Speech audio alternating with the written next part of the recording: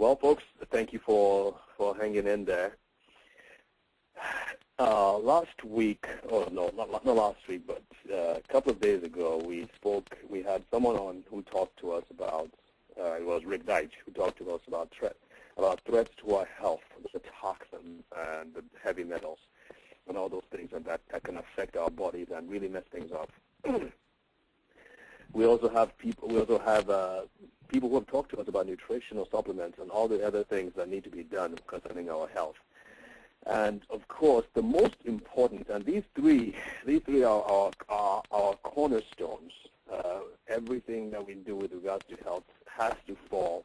Everything that we do with regards to our webinars, everything that we have to do with our webinars have to fall under one or more of these three.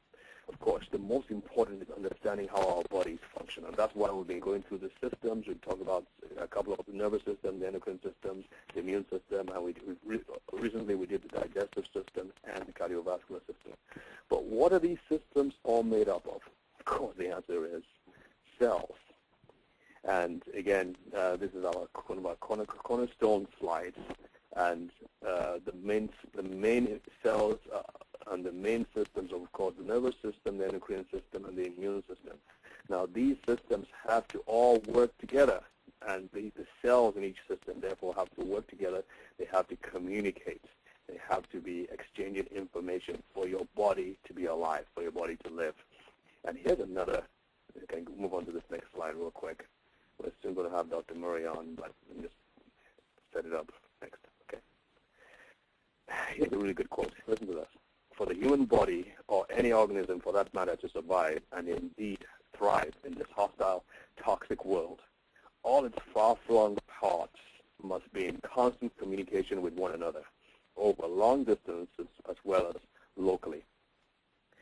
This is accomplished by messages sent via nerves in the form of electrical energy we call impulses, via the bloodstream in the form of the chemicals we call hormones, and to nearby cells or groups of cells via the specialized substances we call signaling molecules.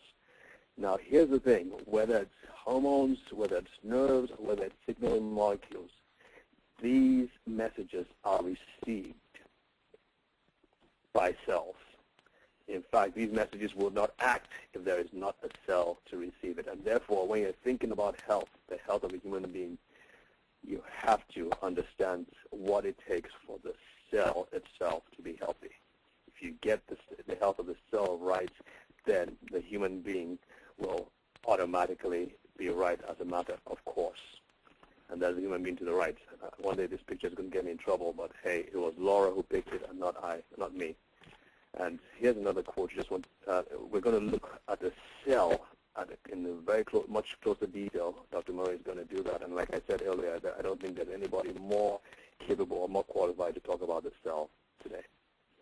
And let's go into the next one, and then we'll hand over. This thing gets stuck all the time. I don't know. All right. We just want to say, again, a big thank you to Dr. Murray for taking the time to actually prepare these slides. Folks, you have to realize that he drew many of the pictures we're going to see today. He had to draw them by hand and have them scanned. And he's had to create these slides from the very beginning. So we're really, really grateful. He's been a mentor and a friend to us. He's been a consultant, really, for many of the things that we've done. And so we just want to thank him for being on the call. Sherry, would you want to go ahead and introduce Dr. Murray? Yes, I'd love to. Okay. Actually, Dr. Murray asked me to keep this brief, and since he's our guest tonight, I will honor his request. Dr. Murray has had a distinguished teaching and research career and has received numerous faculty and alumni awards for teaching. He's trained more than a dozen graduate students. He's published over 50 scientific peer-reviewed papers, and he's authored multiple textbook articles. And he has been the senior editor of the last 7 editions of Harper's Biochemistry. He is currently Professor Emeritus at the University of Toronto in Canada. And that's just a little bit about our dear friend, Dr. Murray. Are you there, Dr. Murray? I am. Great. I'll hand it over to you. Okay. I hope I don't get mixed up here. We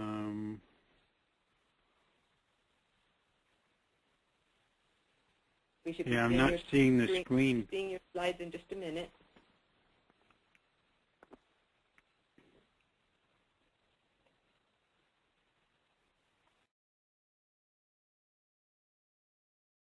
Okay, then. Hi, good evening, and thank you for joining us. And I wish to thank David and Sherry for inviting me, and Sherry for scanning in many of my slides. So tonight we're going to discuss cells and look at the various parts of our cells. And as David pointed out, our bodies are made up of cells, in fact, trillions of cells. And cells are the basis of life. So cells are the basis of wellness. Healthy cells are necessary for wellness.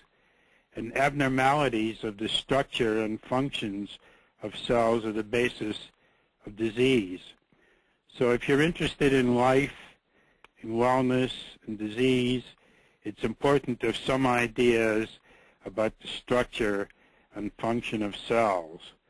And I point out that this talk is purely educational and has no commercial aspects.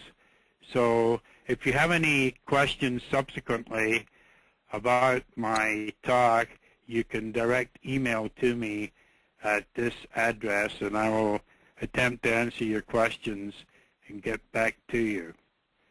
Okay, so this slide indicates the general objectives of this evening's talk: to give an overview of the general structures and functions of human cells, to describe briefly the functions of the various components of human cells, and many of these components are called organelles, like little organs, if you like, inside our cells. And I want to stress that normal health, then, is a function of healthy cells, and that diseases, in fact, occur at the cellular and molecular level. So when were cells first observed? Well, they were observed in the late 1600s by Robert Hooke using a very primitive type of microscope. And he observed them in the cork of wood, little chambers that were called cells. Then in 1839, a couple of scientists, Leiden and Schwann, first proposed a theory, subsequently proven correct, that all organisms are made up of cells. So some organisms are made up of one cell, the unicellular, for example, bacteria, and others, such as us, humans, are multicellular. We have 12 trillion cells in our body. Probably the next great advance in studying cells was the development in the second half of the last century of the electron microscope, which revealed many new features of cell structure because it could magnify the parts of cells up to 100,000 magnification and over. And when scientists who had first access to electron microscopes used them to examine cells, they found many features, new features of cells, particularly the presence of these organelles that I'll be discussing. And this was because of the much greater powers of magnification than the classical light microscope. Now, the field of cell biology is concerned with determining the structures and functions of cells, and it interacts with many other fields such as biochemistry, genetics, and immunology. So here are some basic facts about cells. And the first point is that organisms are divided into so-called prokaryotes and eukaryotes. Karyot means nucleus in a sense. So a eukaryote contains a nucleus which is bounded by a membrane, a nuclear membrane, and eukaryotes such as ourselves and animals, etc., we have recognizable chromosomes, whereas prokaryotes such as bacteria do not contain a true nuclear structure, and their DNA is generally not organized as a recognizable chromosome such as it is in eukaryotes. Now, bacteria are prokaryotes. Animal, plant, fungal, and yeast cells are eukaryotes. And the structures and functions of all eukaryotic cells have many important features in common that we will be pointing out this evening. So in this talk, we'll deal primarily with human cells, which are eukaryotes. They have a distinct nuclear membrane and recognizable chromosomes. So humans are estimated to contain some 12 trillion cells. And in our bodies, there are over 200 different types of cells. For example, nerve cells and neurons, muscle cells, thyroid, kidney, skin, blood cells, etc., etc. Now, each cell type has its own special features to suit its particular functions. The functions of different cells are different. A liver cell has different functions from a kidney cell or a thyroid cell. The latter cell would be exporting thyroid hormones, for example, into the bloodstream. Now, most cells can be recognized relatively easily using an ordinary microscope, okay? Almost all human cells share certain common features, which will be described here. And for simplicity, we'll look mainly later in the talk at one particular type of cell, a liver cell, which is called a hepatocyte. Hepato is the word for liver, so this is the major cell in the human liver. There are other cells, but the major cell is the hepatocyte. Now here we see a fairly simple diagram of 4 of the over 200 different types of cells. This is a cell found in the skin and other parts of the body that makes collagen and other molecules. It's called a fibroblast, and this is the nucleus. Here we see a red cell, and the red cell is an exception. It has no nucleus. All the other cells in the body have a nucleus containing DNA and other molecules. Here we see an intestinal cell. It's generally often a long columnar cell. And over here we see a nerve cell or neuron, which is a highly specialized cell, and it has many, if you like, structures coming out from the cell body, and these are very important in understanding the function of the nervous system, but we will not talk about them in detail tonight. This is a highly specialized cell, as you can imagine, it being working in the brain or other parts of the nervous system. Okay, so here we see then a liver cell. We'll be coming back to this, but I'm just showing it right now. This is a hepatocyte seen by electron microscopy. And here we see the surface membrane of the cell, the lining membrane. That's called the plasma membrane. And the liver cell has certain structures in the plasma membrane that we won't talk about too much tonight, but you can see various little structures on the plasma membrane. Then inside the cell, we have the nucleus, okay? This is the nucleus here, bounded by the so-called nuclear membrane, is around the nucleus. And in the nucleus, there's a structure called the nucleolus, like a little nucleus. And in here, many important reactions in the nucleus go on, particularly making different types of the molecule RNA, okay, that we'll talk about briefly. Elsewhere in the cell, we see mitochondria, okay, this is a mitochondrion, okay. Then we see an intracellular membrane system called the endoplasmic reticulum, ER. I apologize for the name, but that's the name, endoplasmic reticulum. And this type of endoplasmic reticulum has little structures on it called ribosomes, and these are the structures on which proteins are made in the cell. So this is called rough endoplasmic reticulum, and you'll see a better picture of this subsequently, because it's got these little granules you can barely see here, which are ribosomes. And then there's other parts of the endoplasmic reticulum shown here that have no ribosomes, and these are called smooth endoplasmic reticulum. Then another organelle, the mitochondrion is an organelle, the nucleus is an organelle. Most of these little structures are called organelles because they're like small specialized organs inside the cell. And another one that we'll talk about are the lysosomes. Lysosomes, these are these structures here with a dark black nucleus. Then the endoplasmic reticulum, the smooth endoplasmic reticulum, is continuous more or less with another membrane system called the Golgi apparatus. That's this structure here.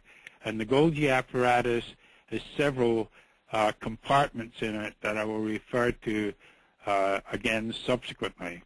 These little black areas here are molecules of glycogen, which is a storage form of glucose. Glucose is saved in our cells as a long chain molecule called glycogen. It's a polysaccharide, poly meaning many molecules of sugar, in this case glucose, linked together. Okay?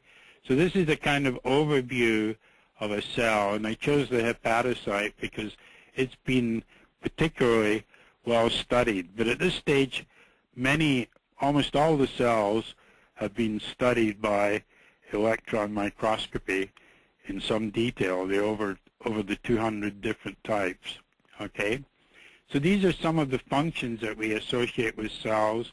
Reproduction by mitosis or meiosis. I'm not going to discuss reproduction tonight of cells. As David pointed out earlier, communication. Many cells interact with each other, and many cells secrete chemical messengers, for example, hormones or cytokines, which are kind of like hormones to an extent that affect the properties of other cells. So the cells of the pancreas, the beta cells of the pancreas, would secrete insulin into the blood. The thyroid cells would secrete thyroid hormones. Another important property of cells is movement, okay, although not all cells are able to move, but many cells are able to move. Then an important function of cells that occurs in cells is they take in nutrients, and these nutrients can be broken down by enzymes inside the cell to supply energy, okay? And energy, the major form of energy recognized by biochemists is a molecule called ATP. It's a very, very important molecule in our cells, and in fact in all cells. It's ATP, or adenosine triphosphate. I referred to it in an earlier webinar, and I'm not going to discuss it in detail tonight. But that ATP that is formed when nutrients are broken down is then used to build up other molecules in the cells, the proteins, the lipids, carbohydrates, nucleic acids. So the sum total of the thousands of reactions that occur in our cells, breaking down nutrients and then using the energy and other simple molecules to synthesize new molecules, this is called metabolism.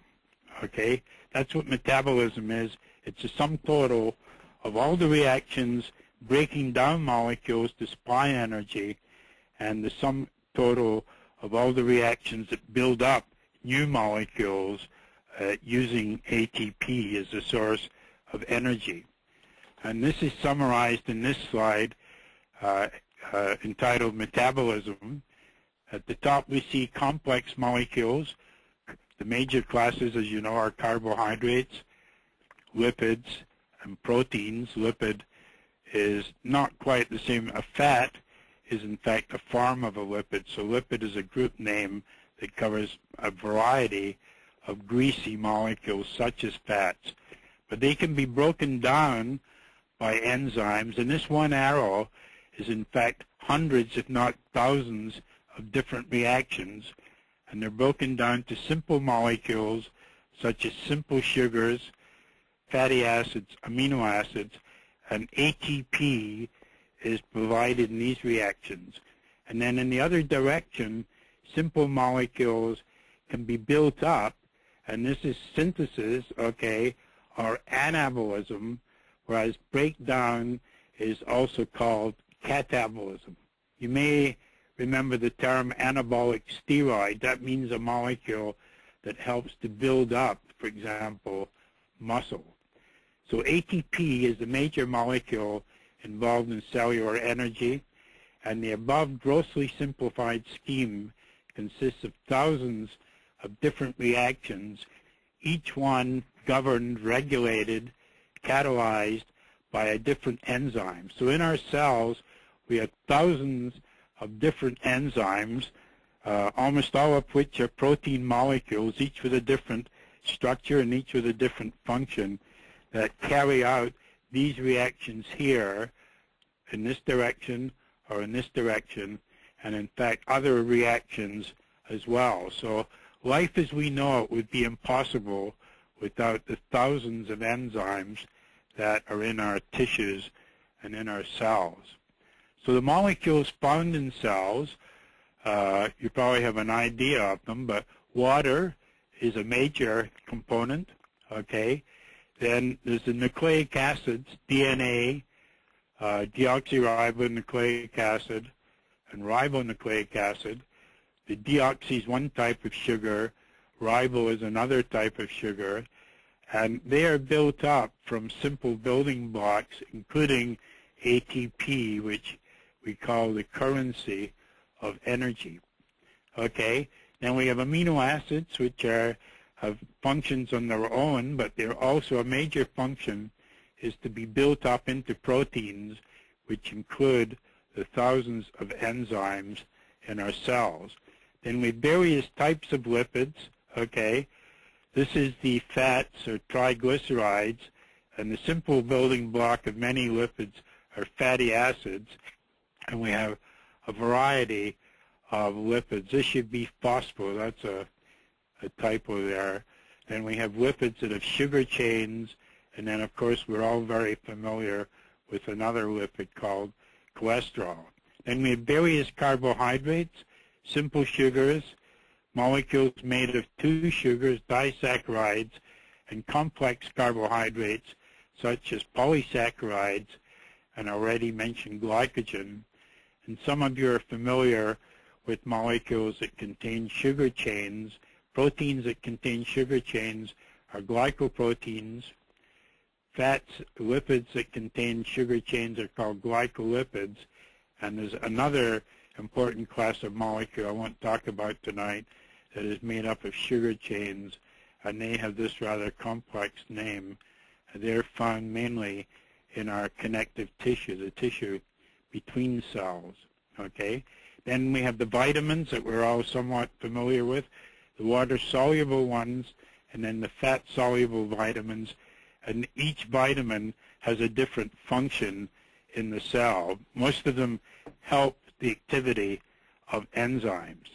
Then we have minerals, sodium, potassium, calcium, magnesium, phosphorus, chloride, bicarbonate, iron.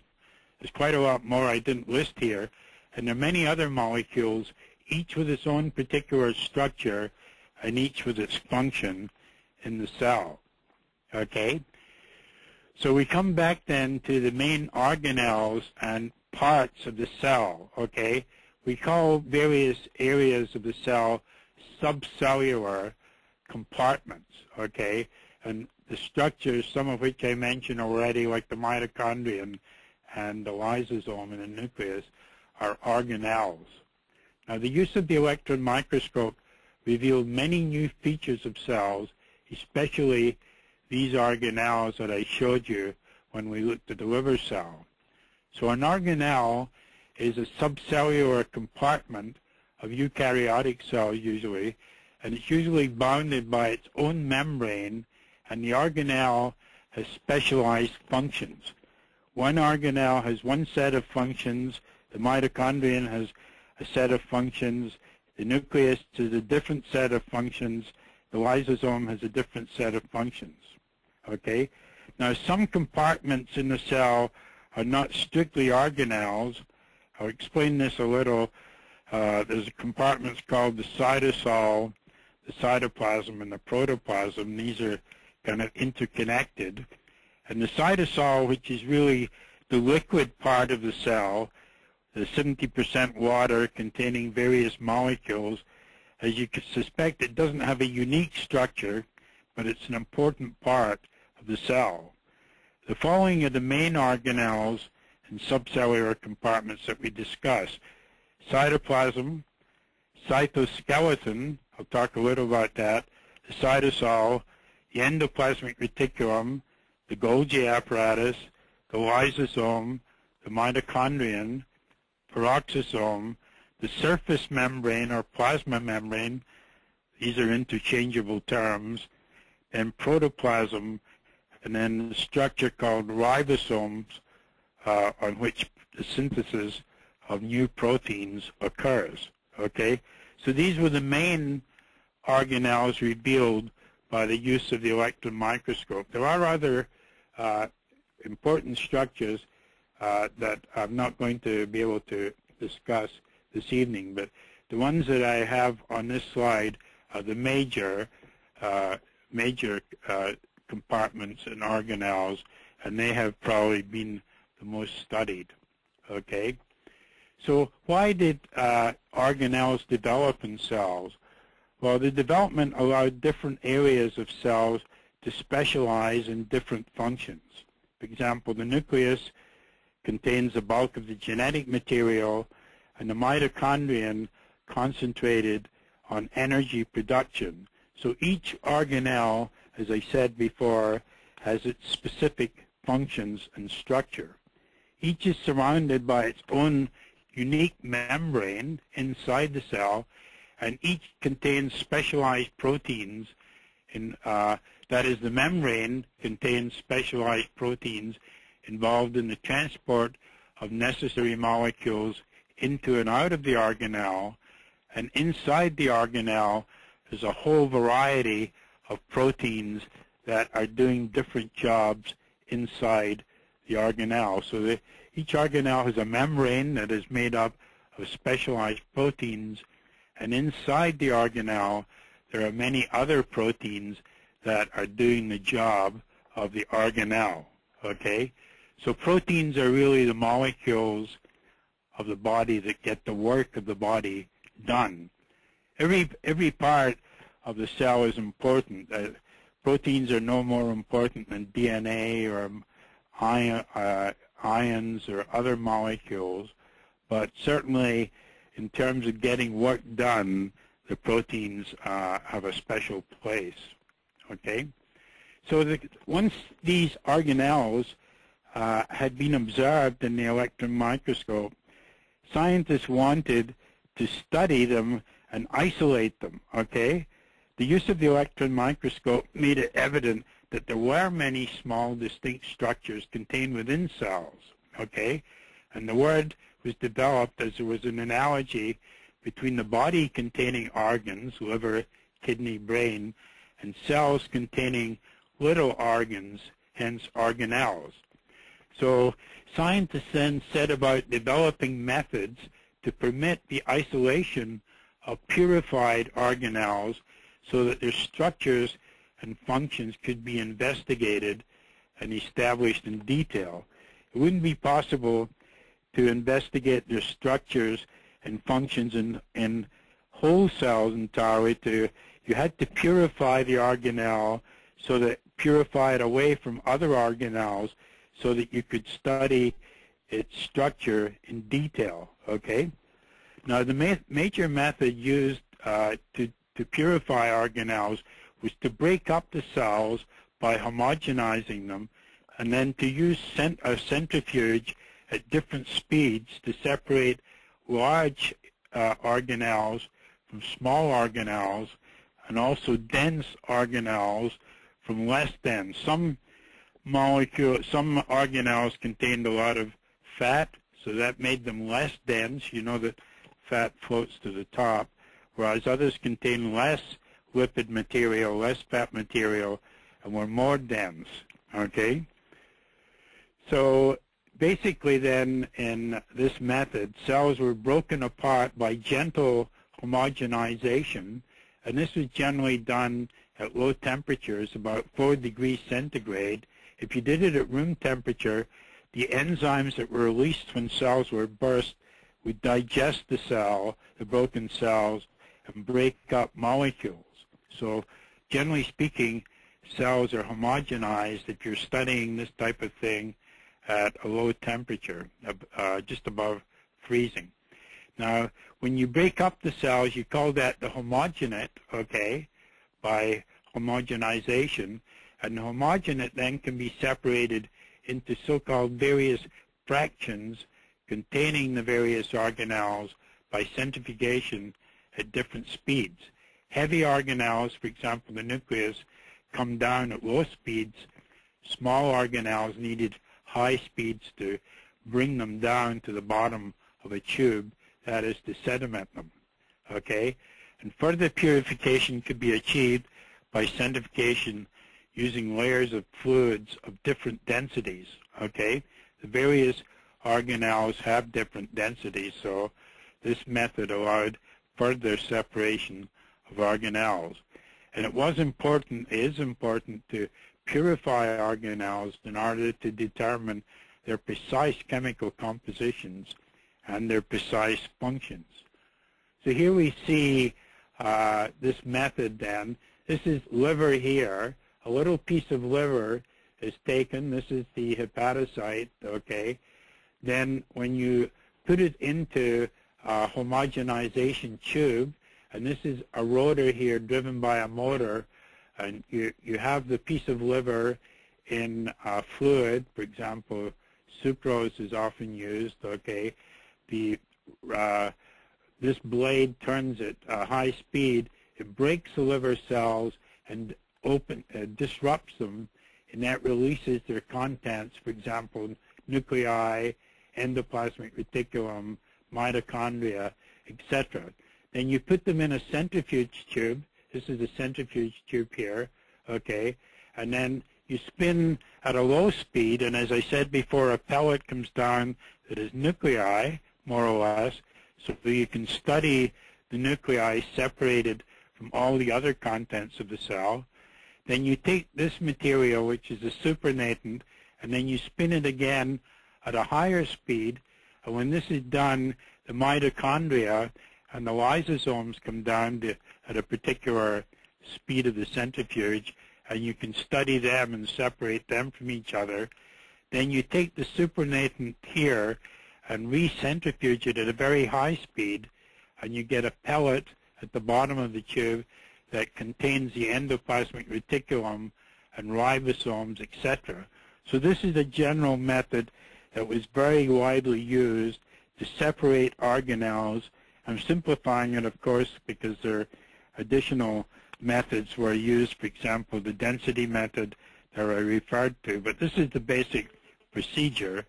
This allowed the various parts of the cell to be separated and studied individually in detail, okay?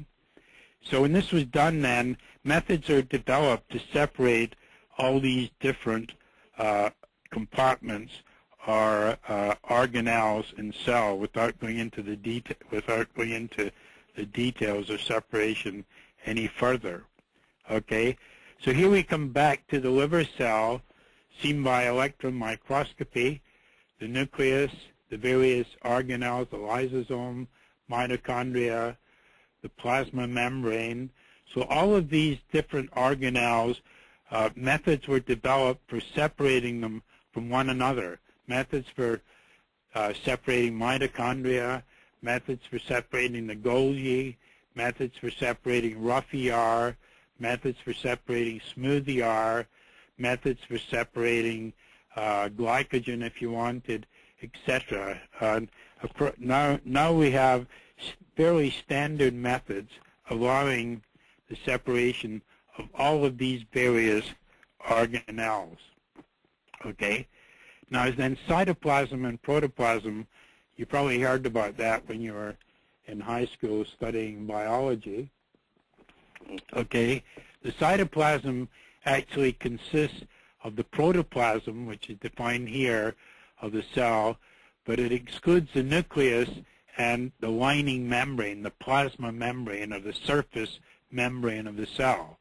And so the protoplasm is all the material contained within the surface membrane, the plasma membrane, but it excludes the plasma membrane because it's material inside the plasma membrane, and it includes the cytoplasm and all the organelles that we're discussing. That is what is meant. Pardon? So it includes the nucleus. So the yeah, includes the nucleus. That's right. So that is what is meant by protoplasm. The cytoplasm and protoplasm are not themselves organelles because they're a mixture of various structures, so they're referred to as compartments rather than organelles because they're a heterogeneous mixture of various organelles and also the fluid inside the cell. Okay? Now the cytoskeleton, this refers to a network of fiber-like elements distributed throughout eukaryotic cells. Again, they're not quite strictly organelles, but there's 3 different types of structures found in the cytoskeleton, each with different structures and functions.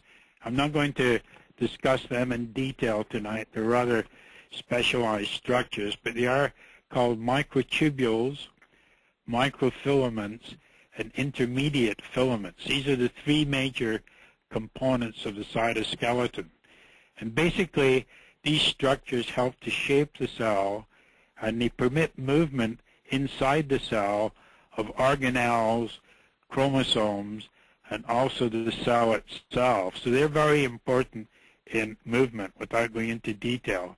We'll not discuss them tonight because of time limitations, but the study of their structures and functions is a very important area of cell biology. Here we see, in fact, 2 different types of the cytoskeleton. This is the microtubule here. This is an electron micrograph, and these structures are microfilaments. And these microfilaments can be purified away from all the surrounding material, as can the microtubules, and their structure and function can be investigated subsequently. Okay? So the cytosol then is the fluid in the cell in which the various organelles are suspended. So it's really a compartment rather than a distinct shaped organelle.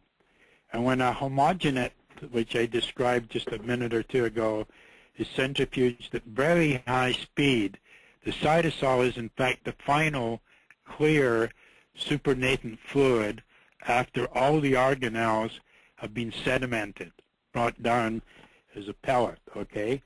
So the cytosol is in fact constituted of water, which we know is 70% of cellular material, the various minerals, or ions as they're called, sodium, potassium, chloride, calcium, etc. There are certain proteins and enzymes floating in the cytosol, and also other small molecules. Okay?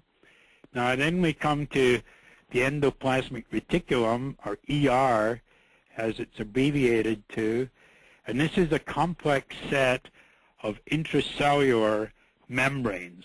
I showed you that in the liver cell.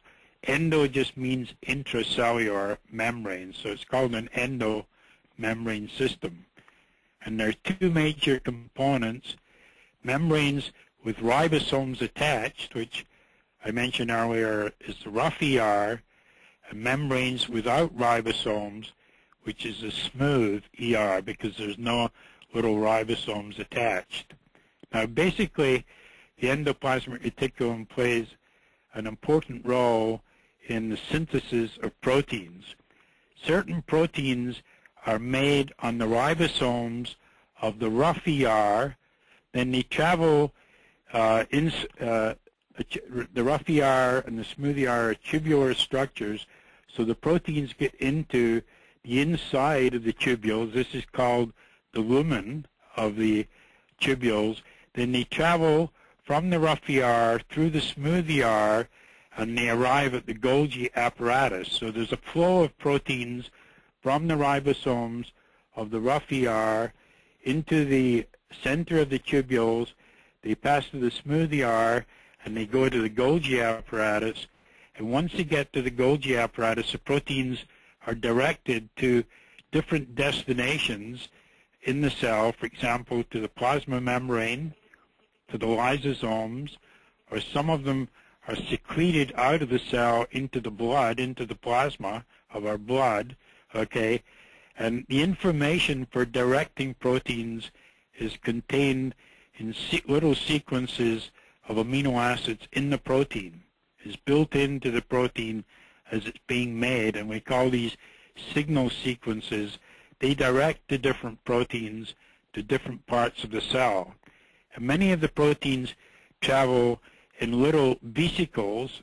We call these vesicles that are surrounded. These are little small membrane-bound particles inside which there's a variety of proteins heading to different parts of the cell.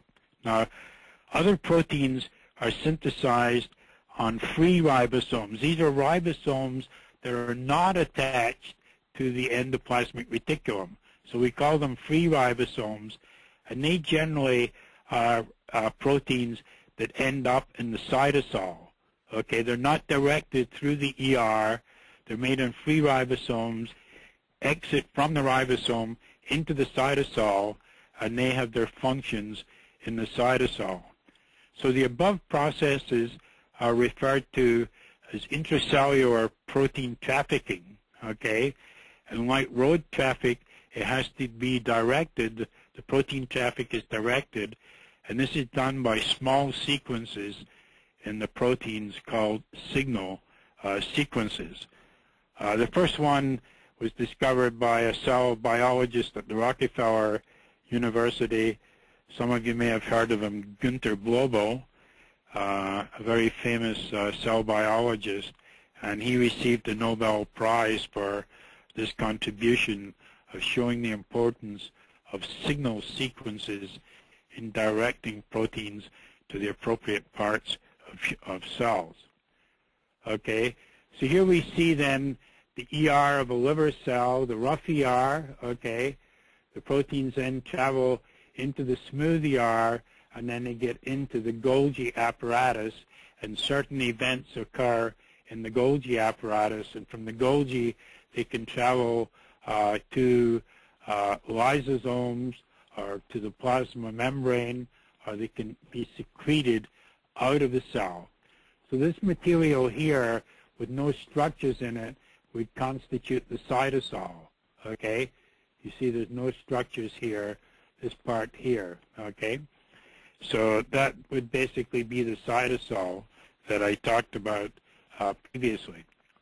Okay, so the Golgi apparatus was named after a scientist, Golgi, who first studied this organelle, and then again is, like the endoplasmic reticulum, a complex set of intracellular membranes, and there are several subparts to it that are called cis, medial in the middle, and trans. The cis is the part nearest the endoplasmic reticulum. The medial is a bit further away, and the trans is even further away from the endoplasmic reticulum generally. And each of these parts has slightly different enzyme compositions so that they have different functions, slightly different functions. So proteins and vesicles, I mentioned vesicles, from the endoplasmic reticulum arrive at the Golgi apparatus, and then they're directed to other parts of the cell because of their signal sequences. So the Golgi is, if you like, a sorting station for proteins. Proteins are sorted out there, and sent to different appropriate parts of the cell. But another very important function of the Golgi apparatus is that it contains many of the enzymes that add sugars to proteins and other molecules. There's a whole battery of enzymes in human cells and other cells that add sugars to molecules, and this phenomenon is called glycosylation, okay?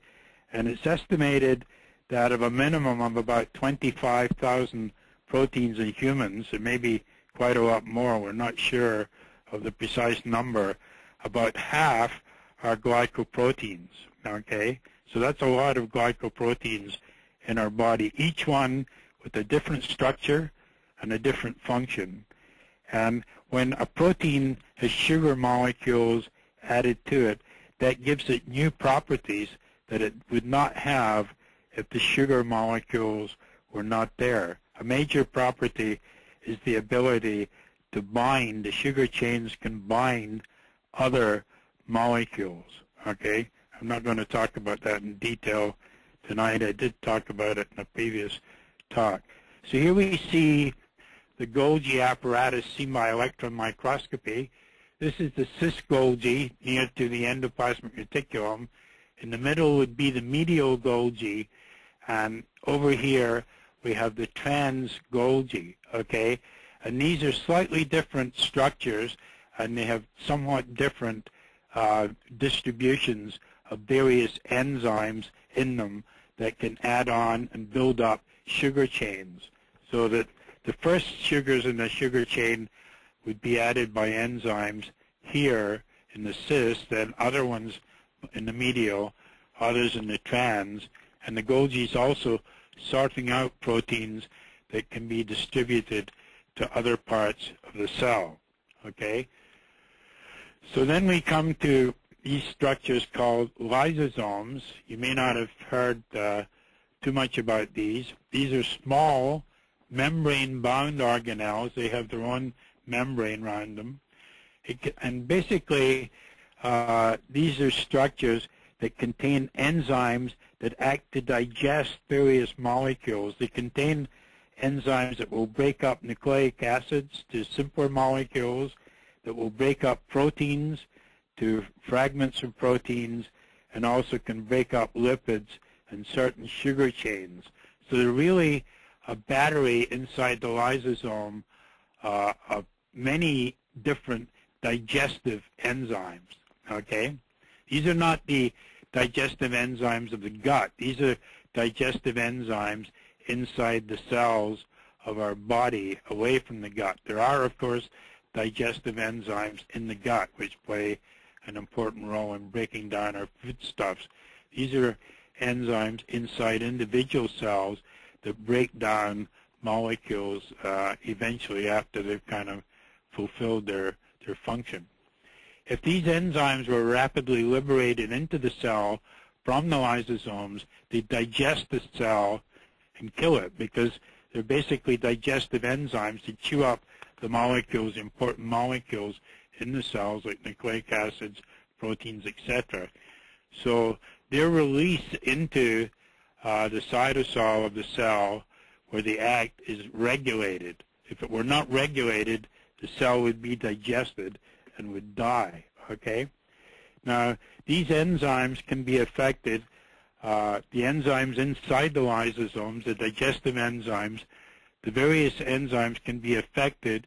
Each one is controlled by a different gene, and if you have a mutation in a gene, that can affect the activity of the lysosomal enzyme, okay? And in that case, the molecule on which the digestive enzyme would act is not broken down, and it accumulates and can cause cell damage, okay? So you have a large number of so-called lysosomal diseases which are due to mutations in the genes that make the lysosomal proteins. They're not active, so various molecules can accumulate in cells and cause cell damage. One example that some of you may have heard of is the disease Tay-Sachs disease, in which a particular glycolipid, that is a fatty molecule with sugar chains, is not broken down. It accumulates in brain cells, and it distorts the structure of the brain cells, so that very often, unfortunately, children who have this particular genetic disease, they become severely retarded because their brain cells are stuffed full of molecules of a molecule called the Tay-Sachs lipid, okay, or ganglioside is the actual chemical name, and this causes very severe mental retardation. So if scientists could somehow get the proper correct enzyme into the brain cells, that could correct this disorder, but so far that has not been achieved, although in the long run hopefully it will be. Okay, so here we see lysosomes. Okay, these are these black structures. Okay, this is the nucleus here. These are the lysosomes, and the bottom line is that they contain a whole battery of digestive enzymes. Okay, a large battery of different digestive enzymes that can break down proteins and lipids and sugar chains, etc. And if any one enzyme is not acting, then certain molecule can accumulate in the cell, and the cell can be full of this molecule because it's not broken down, and that causes cell damage and interrupts the normal function of the cell. For example, in the case of Tay-Sachs, it's a neuron that is disturbed, its function is disturbed, hence the unfortunate mental retardation. Okay, so now we come to a structure that most of you have probably heard of, the mitochondrion, or the plural is mitochondria, and these are prominent membrane-bound organelles with a double membrane. They are the site of many important metabolic reactions, but particularly reactions leading to the production of ATP, which I told you before is a major molecule in energy production in our cells. It's called the energy currency of the body. And for this reason, the mitochondria are often referred to as the powerhouse of the cell, because they are making the great bulk of the cell's energy molecule, ATP. Another interesting point about the mitochondria is that they have their own little genome. They have molecule of double-stranded DNA, which codes for about 13 proteins and a number of small RNA molecules. So this is separate from the nuclear genome. The great bulk of our genetic material, which is called the nuclear genome, is in the nucleus. But the mitochondrion, unlike other structures, the only other structure that has a genome is the nucleus. The mitochondrion has its own little genome, okay? And most of the mitochondrial proteins are in fact coded for by the nuclear genes. There might be 400 or 500 different proteins in a mitochondrion. Only 13 or so are coded by the mitochondria's own DNA. And the complete sequence of all of the 26,000 molecules that make up the mitochondrial genome has been determined. Okay, that was quite a feat to do that. Did you have a comment, David? Yes, sir. I was going to ask. I'm made to understand that the reason people age is not due to, as much due to the damage to the DNA, but it's more due to unrepaired damage to the mitochondria. Yeah, the whole issue of aging is a complex. Sometime maybe you should have a separate webinar on aging, because there's a lot of different theories of aging, but in some of them, the mitochondria, the damage to the mitochondrion may be an important factor in aging. But I don't want to get into a discussion of that right now, but you're right, basically, that the mitochondrion, because there are quite toxic, there are free radicals that can be produced during the handling of oxygen by the mitochondria, and you get molecules like superoxide or peroxides, etc., that can damage the cell, that can damage DNA, or they can damage proteins, or they can damage lipids, so that mitochondria have been invoked, abnormal mitochondrial function, as one important factor in aging. Okay. Here we see then a mitochondrion, beautiful structure here. Okay. This neighboring material is the rough endoplasmic reticulum, and that gives you the opportunity to see the ribosomes attached. You see them quite prominently here, whereas in the smooth ER there would be no endoplasmic, there'd be no ribosomes attached. These little structures are ribosomes. And the mitochondria has structural elements. These cross systems here are called cristae, C-R-I-S-T-A-E, that come in from the outer membrane, which is actually a double membrane, okay? And then this is the matrix of the mitochondrion.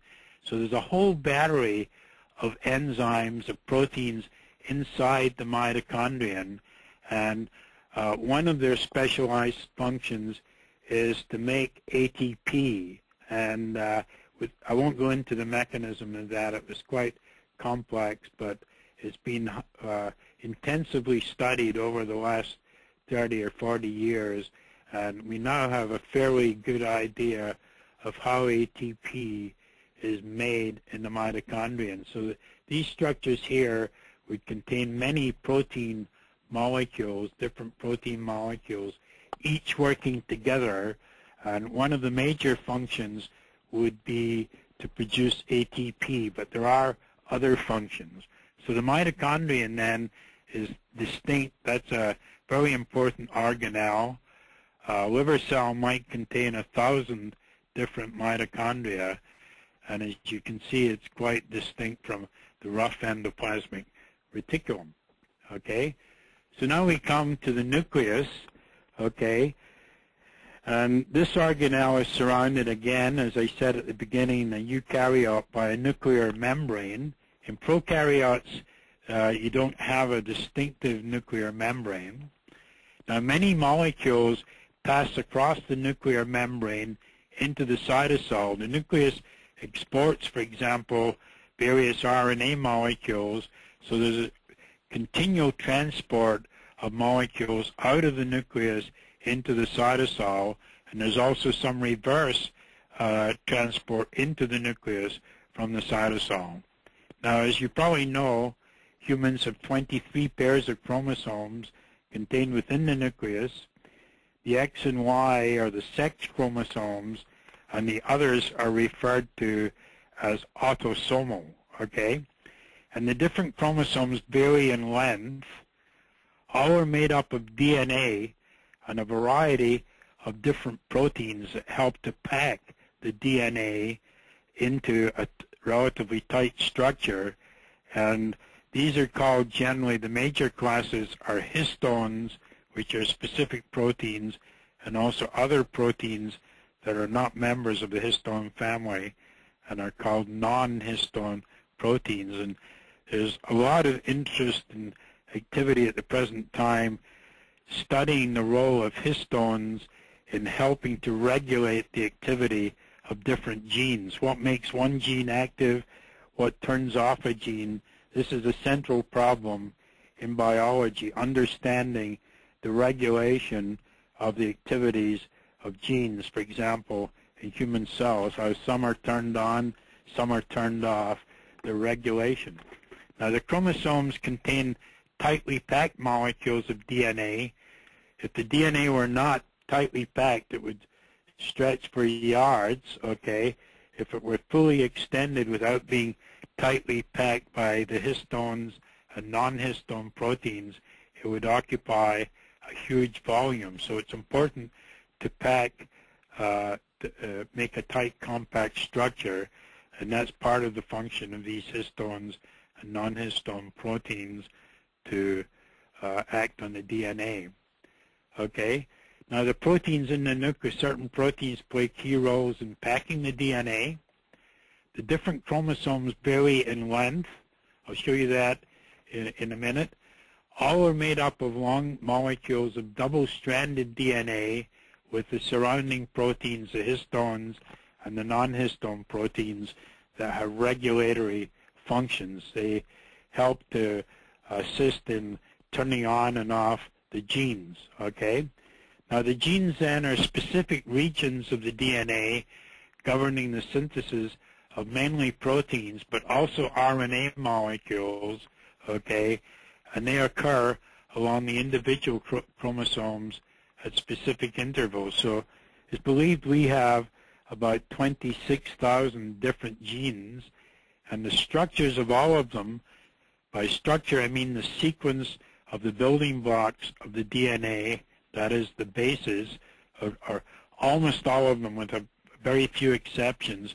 This has been determined by the Human Genome Project, a very important major contribution to human biology, understanding the structure of our genes. Now, surprisingly, genes are only about 3% of our DNA. The rest of the DNA has other functions, for example, regulatory functions, etc. So the flow of information from genes to proteins is represented as DNA, that is the genes, each gene makes a messenger RNA molecule, a copy, if you like, in simple terms, of the gene, and in turn that codes for different proteins. Okay, so we've got something like 26,000 genes. Most of them are making RNA molecules, and the great majority are making different proteins. And if you change one part of a gene, one of the bases of a gene, that's a mutation that can make a different RNA, and that can in turn make an abnormal protein, okay, and that can cause a genetic disease. So the changes in DNA, mutations, can change the structures of proteins, and that can cause genetic diseases, whether it be sickle cell anemia or Tay-Sachs disease or cystic fibrosis. They're all due to mutations in genes. An abnormal messenger RNA is made, and an abnormal protein is made, and that protein does not do its function, and that can cause a genetic disease. Okay? So here we see the nucleus seen by electron microscopy. This is the nuclear membrane here. Then the material, DNA, and the protein inside the nucleus is called chromatin, chromatin, and some of the chromatin is not very condensed. That's called euchromatin, EU chromatin, and that's believed to be active genetic material, whereas other are tightly packed, and that's called heterochromatin. That's shown, mentioned at the bottom. And this structure is the nucleolus, in which many of the RNA molecules are made in here, and then they're exported out of the nuclear membrane into the cytosol, and they go to ribosomes where they're used to make proteins. Okay? So you don't see generally in an electron microscope of a cell the 23 chromosomes. Okay? You can see them more easily by light microscopy, as is shown here. Here we see pairs of chromosomes that have been sorted out. This is the longest one, this is 2, and you see they get increasingly shorter, and the male chromosome, the Y chromosome, is the smallest. So there's 23 pairs of chromosomes, generally speaking, if you include the sex chromosomes. And all along, this is DNA and protein, and all along a chromosome, there are different genes at different intervals along the chromosome. And we know now, for example, chromosome 7, I think it is, has the gene for the protein that's abnormal in cystic fibrosis. And there's a huge body of information now in which the location of almost every human gene is known along these individual chromosomes.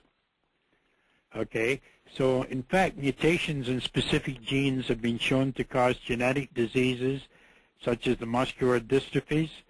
Okay, Duchenne muscular dystrophy, there's about 30 different types of muscular dystrophy, cystic fibrosis, sickle cell anemia, and many, many others.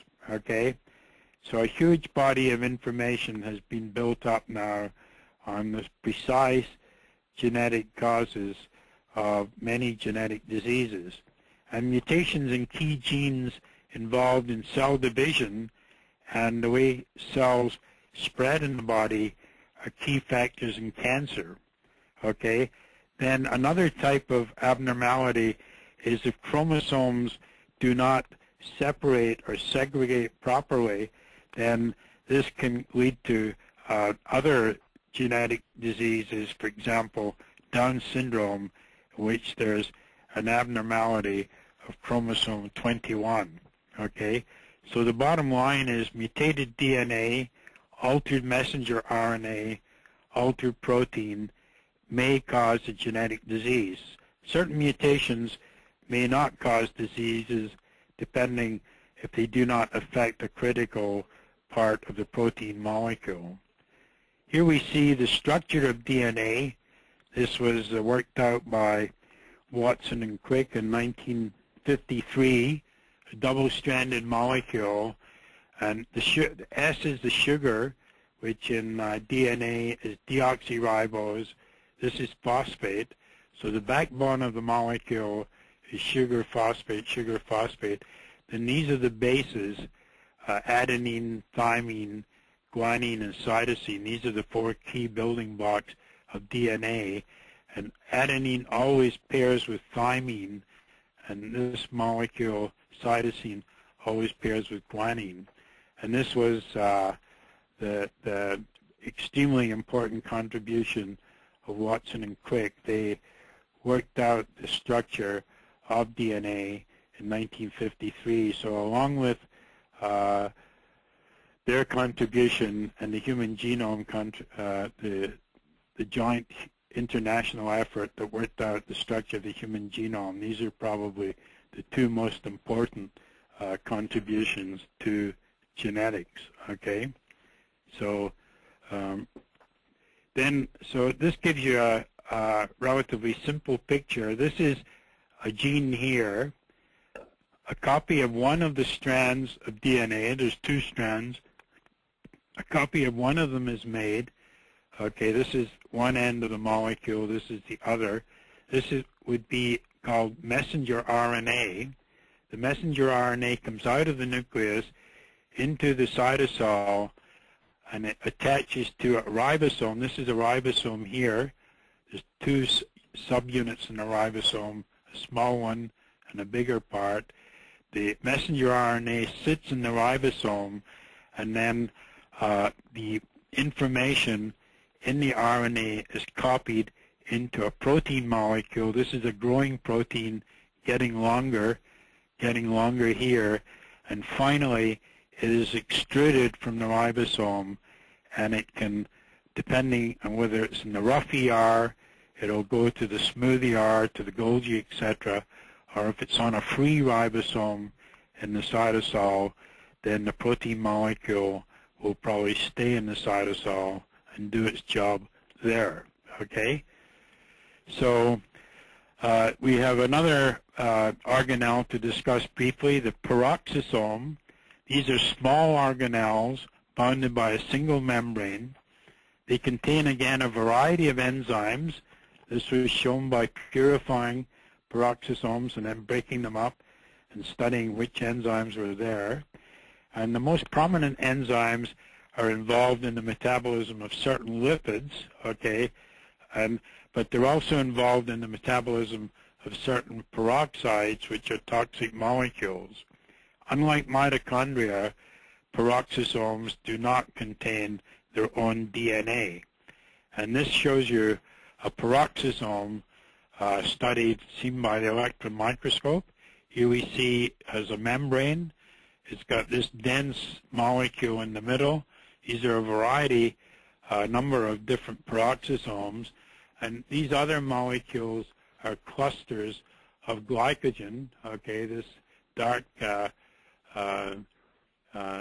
areas are glycogen, and this is a mitochondrion here. So this is the appearance of a peroxisome, and they have also been studied in great detail. And again, there's a number of fairly uncommon genetic diseases that are due to abnormalities in the activities of the enzymes found in peroxisomes. Okay? So now we come to the plasma membrane. That is the surface membrane. That's the outer membrane that bounds a cell. So it controls what enters and leaves the cell. Nutrients get into cells through the plasma membrane.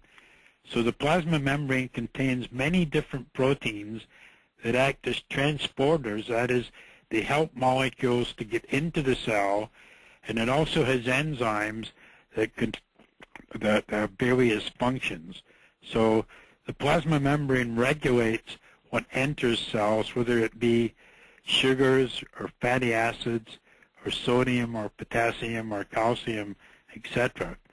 And it is made up of a variety of different proteins. The plasma membrane, like the other organelles, has been studied in great detail. People have purified plasma membranes and studied their protein composition, what glycoproteins are in them, what lipids are in them, okay? And it's been found that some of the proteins can move laterally in the plasma membrane. A very important function that David alluded to earlier is that the plasma membrane is involved in cell-cell communication, and it contains many proteins, most of which are glycoproteins, that act as receptors for various molecules such as hormones. For example, insulin has its own receptor on the surfaces of cells. The male and female, there are receptors for the male sex hormones, different molecules for female sex hormones, receptors for thyroid hormones, and receptors through which many drugs act. Another aspect is that various microorganisms, for example, bacteria or viruses such as HIV-1 or influenza virus, they gain attachment or entry into cells generally by sticking to the sugar chains of glycoproteins, and then the cell, then they can get into the cell, multiply in the cell, and cause problems if that happens. So with HIV-1, it could eventually lead to, most people believe that HIV-1 is the major cause of AIDS, although there's certain people do not believe that at the present time. Okay, so this shows you a diagram of the plasma membrane. This is lipid here, so this is actually what is called a bilayer of lipid. This is the heads of the lipid molecules. These are fatty acid chains, and this is another molecule. So the plasma membrane is made up of a double layer of lipids, okay, in which the proteins are floating or are embedded. Here we see a protein that goes across the membrane, right across the membrane. That's called an integral protein, okay, or a transmembrane protein. And we see other proteins that are relatively loosely attached. They are called peripheral proteins, okay? Then this is the inside of the cell here, okay?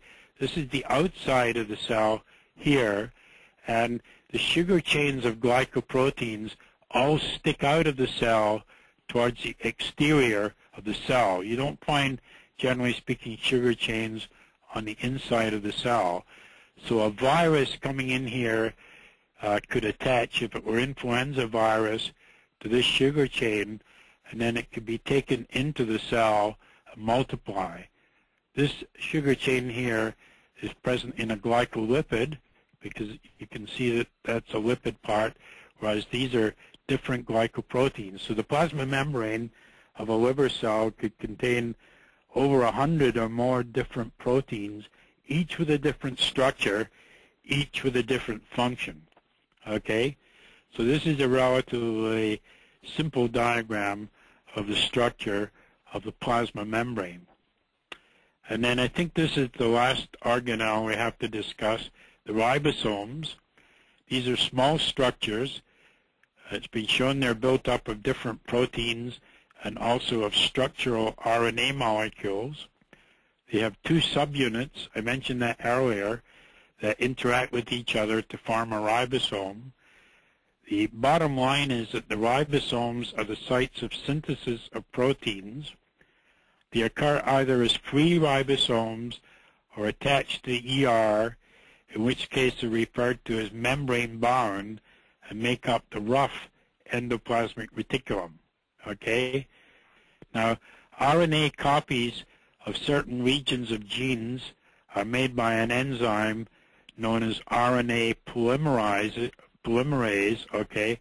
So the information in DNA is copied into RNA from a gene, an active gene area, and these RNA molecules are called messenger RNAs, so that different genes make different messenger RNAs because the sequence of bases in different genes differs. So the RNA will differ, and the information in the DNA, if you like, is copied into RNA.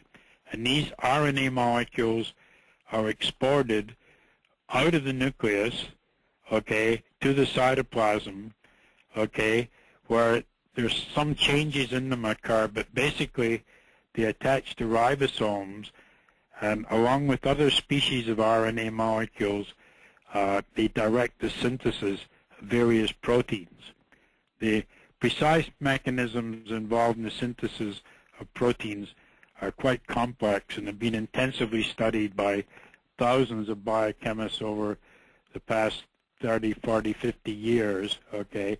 So I'm grossly simplifying the findings of many thousands and thousands of workers. But basically, the flow of information from DNA to RNA, direct synthesis of proteins, and that is what we mean by the genetic code. Mutations in DNA affect RNA molecules. If their structure is changed, that affects the structure of proteins. One amino acid is replaced by another. That gives you an abnormal protein, or in some cases, there's actually a deletion of part of the genetic material, and that causes formation of a faulty protein, and that's a major cause of genetic diseases. Okay, so here we see a ribosome. I said there's two subunits. This is the large subunit. This is the small subunit. The RNA comes from the nucleus. It sits in the ribosome. Then to make a protein, you need 20 amino acids, and you need these other species of RNA, not the messenger, but transfer RNAs. Then you need various other factors, and from the RNA molecule, without going into the details, a protein is made that represents the information in the gene that made the messenger RNA molecule. So this is going on all the time in our cells. A whole battery of different proteins are being formed, and some of the ribosomes, as I said, are free. They're not attached to the endoplasmic reticulum. Others are, that's not shown here, attached to the membrane of the endoplasmic reticulum, and that would be the rough endoplasmic reticulum. And the proteins made on the free ribosomes and the bound ribosomes have different fates in the cell. They go to different parts of the cell, as I tried to tell you earlier. Okay, so we're almost finished here. Okay, so this is some comments on wellness and disease. Normal health, wellness is dependent upon normal cell structure and function, along with an adequate supply of nutrients. Okay, specific diseases have been attributable to abnormalities of almost each of the organelles mentioned above, mitochondria, nucleus, plasma membrane, etc. Anything that changes the structure of a protein in these organelles can, in certain cases, result in serious genetic diseases. And just a few examples. The story now is almost endless. Mitochondria, there are various genetic diseases due to mutations in mitochondrial DNA. David mentioned the possible involvement in aging of mitochondria and their DNA. The lysosomes, over 30 diseases are known to be due to mutations affecting lysosomal enzymes. These are called lysosomal storage diseases because a molecule accumulates in a cell and damages a cell, and an important example is Tay-Sachs disease. Okay, the peroxisome then, I showed you a picture of it. A small number of genetic diseases are known to be caused by mutations in the genes that make the proteins in the peroxisome. And the plasma membrane, okay, an example of its involvement in diseases are the proteins that are responsible for cystic fibrosis. The protein involved in that disease is on the plasma membrane. It basically is involved in the transport of chloride into cells and out of cells. If you change the structure of that protein that's involved in the transfer of chloride, you can get the disease cystic fibrosis, which can be quite serious, but major advances are being made in the treatment of it. And another disease is some young children, young adults, have a disease in which their cholesterol level is really abnormally high at a very young age, and that's because there's an abnormality of a receptor molecule located in the plasma membrane, and this is called familial genetic hypercholesterolemia. It's not the common type of high level of cholesterol. It's due to genetic abnormalities. So, in summary, a tremendous amount of knowledge has accumulated regarding the structure and function of human and other cells. However, much more has yet to be learned. There are many important questions in biology and medicine and other related health sciences. Normal cell function is the basis of wellness, so if you're interested in wellness, I think you have to have some idea of how our cells function, okay? And abnormal cell function is the basis of disease. So here are some references, okay, on cell biology. These are fairly advanced texts, and each of them would cost about $100 approximately. I have copies of each of these 3 books here. The information in Wikipedia is pretty good, okay, and of course that's free on the web, okay. The figures of the organelles that I showed tonight are from this textbook, okay. It's called Basic Histology. So the histology is the study of the structures of tissues and organs, okay, which are comprised of cells, whereas cell biology is more comprehensive. It's involved in both the structure and the functions of tissues and cells. So if you're particularly interested in cell biology, any of these 3 textbooks is very good. There may be simpler ones that less comprehensive ones that you could look at in a bookstore, okay. These are all very up-to-date. They're all published last year, and they're all excellent.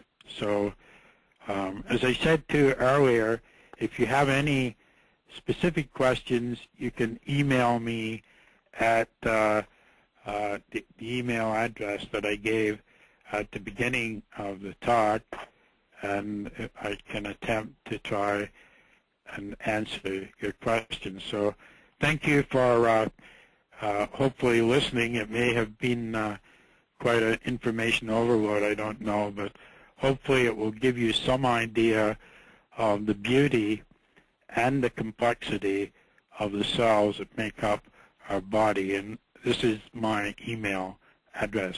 Thank you. Well, thank you very much, Dr. Murray. As you were talking now, just explaining the different organelles in the cell, I remember this movie, actually it's a documentary. It's called Expelled by Ben Stein.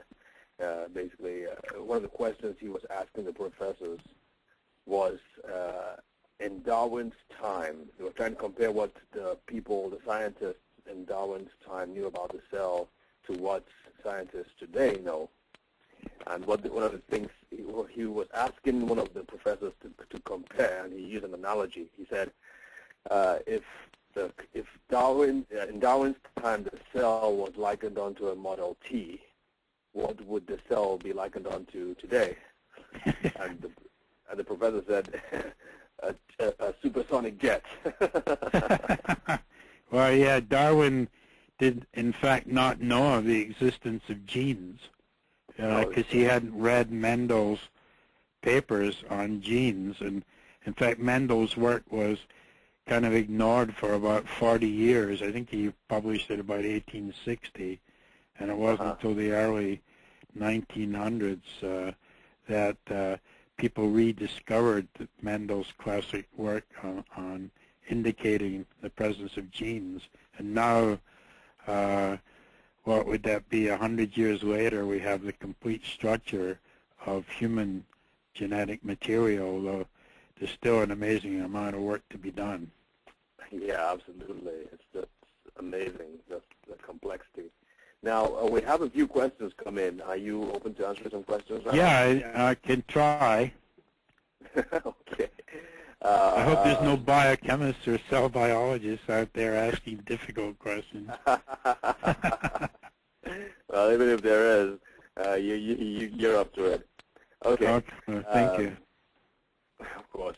I have a few questions about the structure of glycoproteins on cell surfaces. Yes. Can sugars be lost from a glycoprotein after its initial construction? Well, eventually, I'm not sure I use the term lost, but eventually almost all the molecules of our body are built up and broken down, okay? So, and they have different times. Some proteins might last for a few hours in the body, and some other proteins and glycoproteins might last for a week or 2 weeks. Nobody exactly knows why some have a longer life than others, but when the glycoprotein is broken down, okay, the sugar chains are digested down, but there's not a case where the sugar chain, as far as I know, just falls off the protein. This is the protein part. This is the sugar chain, okay, and it can be branched. So when the glycoprotein reaches the end of its life, the sugar chain is digested down, releasing individual sugars, and then the protein is digested down, releasing amino acids, and in general they can be reused by the cell. But if the questioner is asking, does the sugar chain drop off the sugar chain, I don't think so. Although if you have an abnormality of an enzyme, the sugar chain may not be built up properly in the first place, okay? And that in fact can cause these diseases, the congenital disorders of glycosylation, which almost all of them affect the brain, okay? The children with these diseases are often mentally retarded, and this shows you the importance of glycoproteins in the developing brain. Right. So, hey, Dr. Murray, I'll ask you another question too. It's what is nutrigenomics?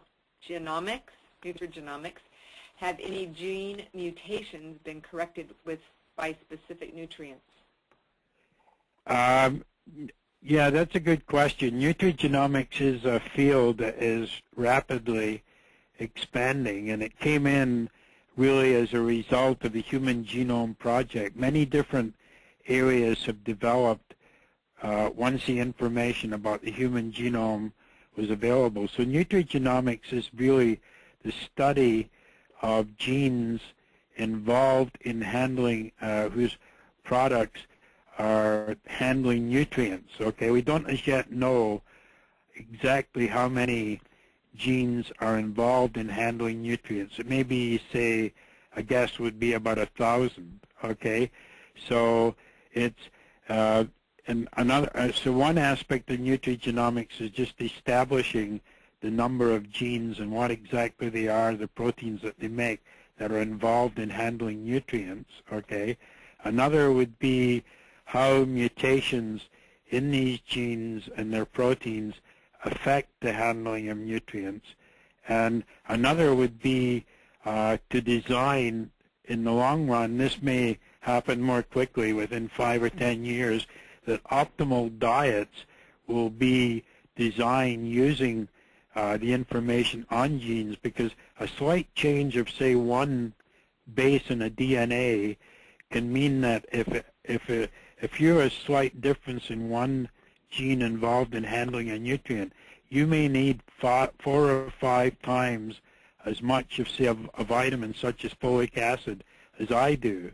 So one of the hopes of nutrigenomics is to design optimal diets based on knowing the differences in genes among individuals, that you may need a somewhat different pattern of nutrients because of the genes that you have.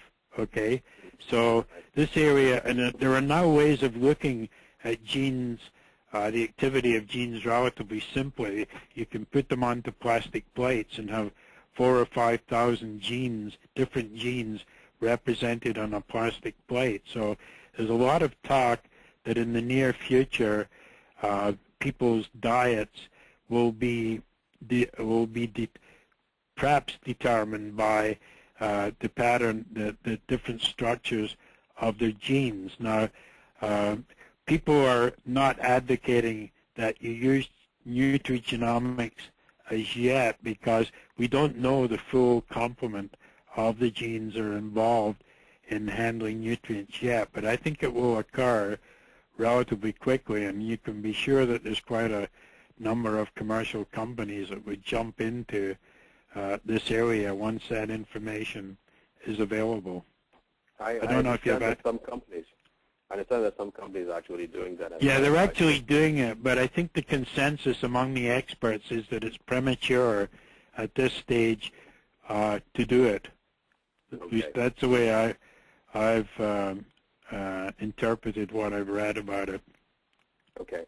The same person who asked the first question I asked says, can sugars be added to glycoproteins to repair defects that happen later in the life of the cell? And then can this happen several times, or is the glycoprotein structure unchangeable once it is constructed? Yeah, that's a good question. Generally, I would say it's unchangeable. The way to correct genetic disease that's due to an abnormality of sugar chain is somehow to introduce the normal gene that makes the normal enzyme that is abnormal in the case of the genetic disease. In other words, we're talking about gene therapy, and that is a very critical area of medicine. That would be the way, ultimately, perhaps to correct genetic diseases. And significant progress is being made there. For example, there was just a paper in the New England Journal of Medicine this week about a disease called adenosine deaminase deficiency. It affects the immune system. And the bottom line is that by introducing a gene into cells of children and patients with this disease, they were able to correct the disease, but also, more importantly, it turned out to be safe, and so it was safe and effective. In some trials of gene therapy, the gene has been introduced into the cell, but it doesn't get into its normal, proper position. It may get into some other area in a chromosome, and that can interfere with the function of other genes. So in a few cases, people have actually developed cancer because of gene therapy. Now, in the future, I think the gene therapy will be much better directed. Ideally, the ideal would be to aim it at exactly the area that is changed in the gene, but that demands a very high level of sophisticated science. But that's what I think the people who are working actively in this area are trying to do. So to go back to the initial question, I would say that the way to correct an abnormality would be to introduce the normal gene that would make the normal enzyme. But if an abnormal chain is made, I don't think it's going to be changed until one can do that. Okay. I'll ask you another question about the inability to digest protein. It says, can the dietary protein deficiency or the inability to digest protein cause interruption in genetic function? Is the chain reaction of impaired digestion due to a lack of digestive enzymes or proteins? And will this, will this in effect influence the inside, the nucleus, or the molecule?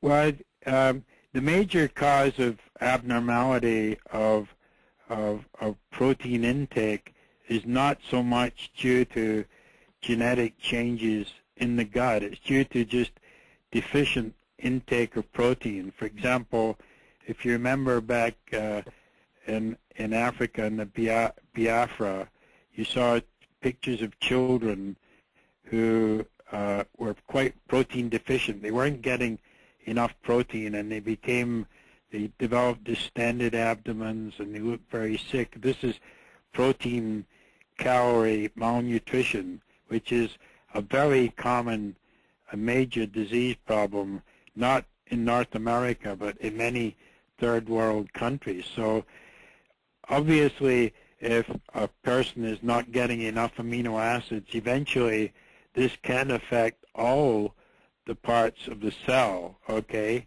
It could affect, by itself, it might not directly change the structure of DNA, but the cell in which the DNA is located, or the genes are located, would be abnormal because it's not getting enough amino acids to make proteins. Even if one amino acid is missing out of the 20 amino acids, the body will not make, will stop making proteins, because every amino acid has to be there to make complete proteins. So if you're not making proteins, you're going to be pretty sick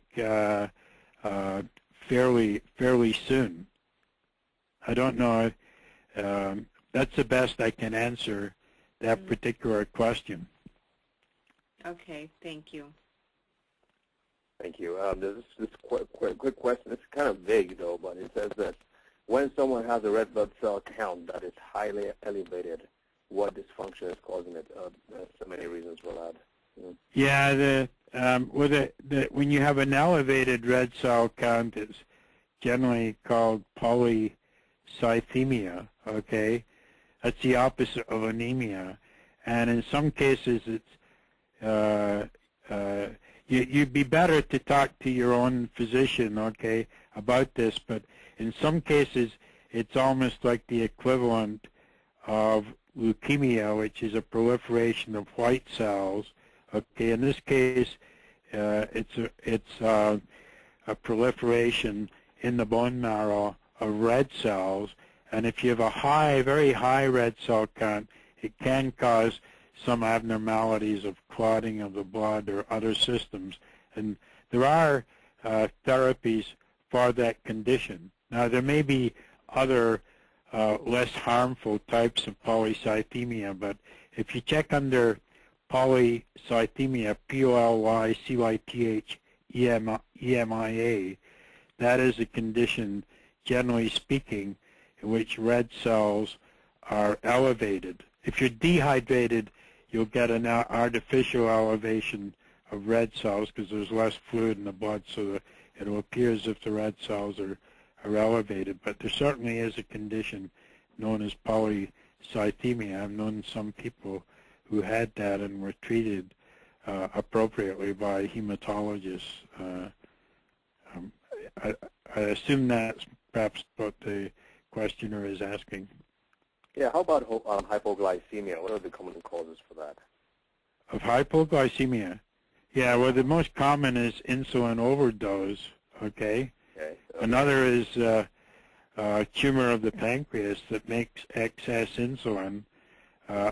People with alcohol who've overindulged in alcohol, that can cut down the synthesis of glucose by the liver, okay? And certain drugs cause hypoglycemia as well. So again, you can check that out if you go to, for example, the Merck manual, which is available on the web free of cost. Okay, it's not really it's not pushing Merck products. It's quite a good medical source. So the Mayo Clinic website is another non-commercial medical website, and enter hypoglycemia. You'll find a variety of causes, but I think the common is definitely too much insulin. Right, right. Sherry, do you have any questions? Any more questions there? We've had several people say this was a fabulous presentation and that it was great, and thank you. I probably phoned that in myself. Anyway, I hope you all have a good winter. I can say up here in Toronto it's been very cold, minus 20 last night, but it's warming up a bit tonight. But I'm sure any of you who are in California or Texas that it's a lot nicer down there than it is here. And I want to thank both David and Sherry again for inviting me. And if you do have any questions, don't hesitate to email me, email them to me, although I can't guarantee that I'll be able to answer them all. I mean, give a good answer to them. Well, we appreciate the time you do this, and thank you so much. Folks, if you have any, if you do need to get the recording, the MP3, the audio recording will be available in a couple of days. The handouts are already available, so you can always go to our website, and that's the address right in front of you. Again, I want to say thank you, Dr. Murray, and thank you everyone for coming in and listening, and wish you all a great weekend. Have a good night. Good night. Thank you. Bye.